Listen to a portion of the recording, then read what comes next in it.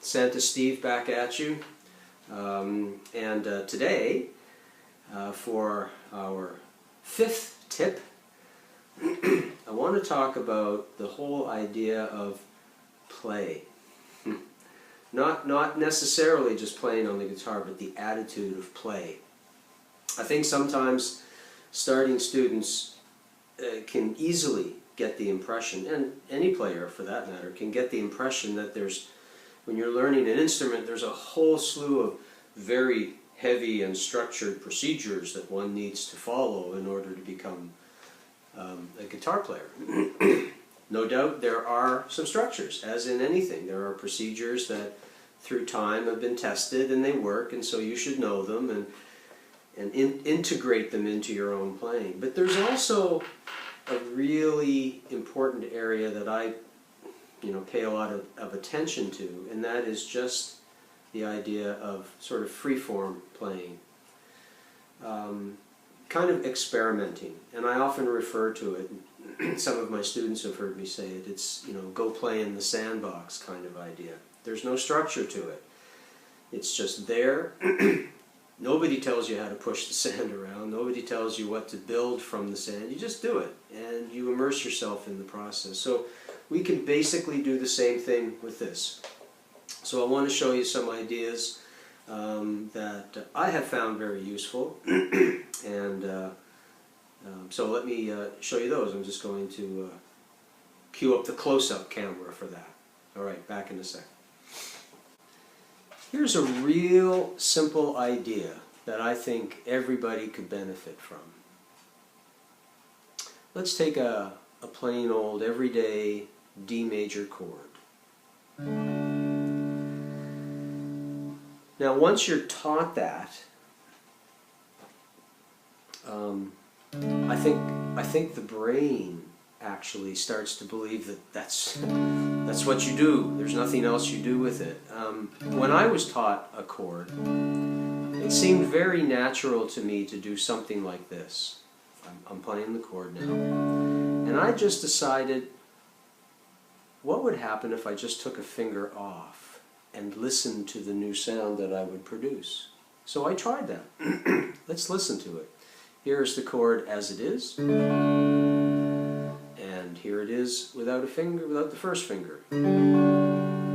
All of a sudden, oh wow, I've got a whole new environment of sound available to me. I have no idea, this is how I used to think, I have no idea what the chord is called.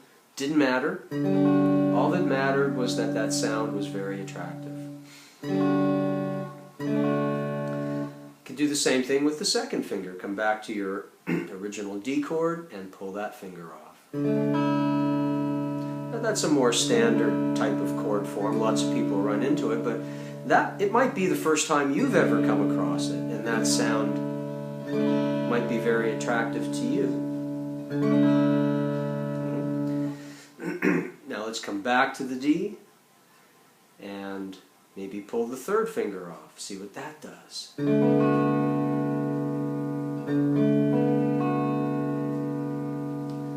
This is very cool. This is you playing in the sandbox. I got this D chord. Somebody showed it to me.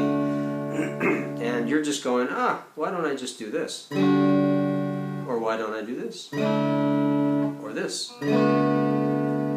And if for any reason you have a sort of a compositional sensibility, you like to put things together and create new things, you've got yourself a really cool tune.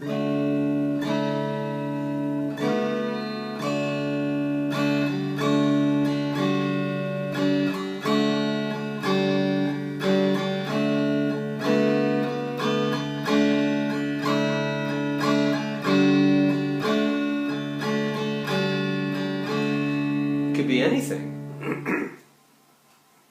Another approach, instead of just releasing, of course, let me just back up a second. If you keep on removing a finger, you can keep doing it until you have nothing left, and that may serve a good purpose as well. But I just kind of stuck with one finger at a time, not to make things too complicated. And then later I'd go and figure out or find out what the name of the chord was, and all of a sudden.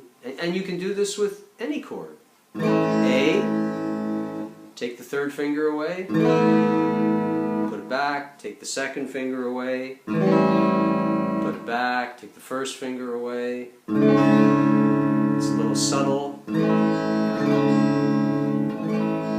Okay. So you can experiment with any chord. You can also experiment by adding any free fingers. And I used to do this a lot. Now some of these sounds you're not going to like, for sure. So I would do this. I'd go, hey, I got a free pinky. Put it somewhere that's reasonably comfortable. So maybe, you know, somewhere in the 3rd fret makes the most sense because that's kind of where it's sitting. That's the 1st string. 2nd string. Listen to this one. Not so nice, but it could still have a purpose. How about on the 4th string?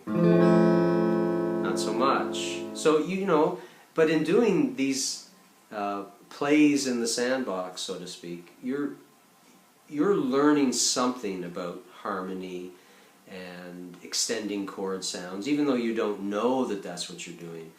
It's getting absorbed in your mind. So that's one approach. The other approach is to take a particular chord shape and move it either across the strings or up and down. So let's check this out. And this is kind of a 1 fret at a time deal until you find a sound that appeals to your ear. So here's me when I'm 12 years old going, hey, let's just do this. Move it up a fret. See what that sounds like. It's kind of interesting. It's a brand new chord, by the way. It's not just a D chord moved up. Don't get this in your mind. It is a brand new chord. It just has the shape of an original D that you were introduced to. Okay? So I'm going to keep going. It's kind of interesting. Listen to this. How many times have you heard that sound? Listen to this. I'll bet you've heard it. I don't know, there's an old tune from the 90s. I forget the name of it. I can tell where it's going next.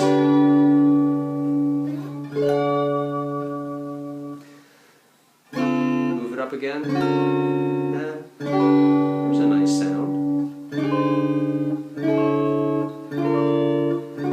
To me, they all sound kind of nice, but to your ear, maybe not so. Excuse me.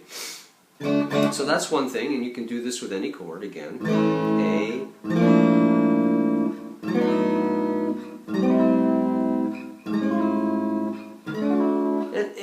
And remember, the whole idea here is to experiment. That's the whole purpose.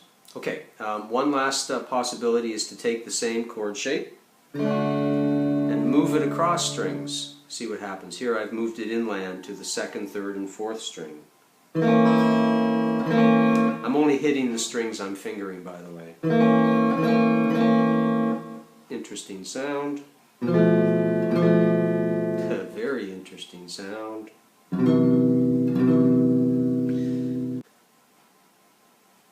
Now you're getting into the realm of complex harmonies that your ear may not be ready for yet, you know. That's probably a good idea on a suspense movie or something. What about this sound? Don't know.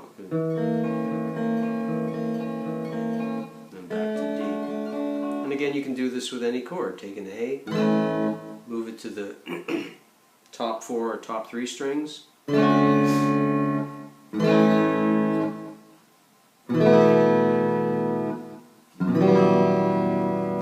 The point is to experiment and see what you get. So there you go. That's another tip that you can use in your world of building up chords and harmonies. And I think one of the best benefits of it is it just keeps your ear excited about sounds. And that's what this is all about. So by all means, practice what you're working on and practice the chords you're learning. But feel free. I mean, push the paint around. Have some fun with it. Add things, take things away, see what happens.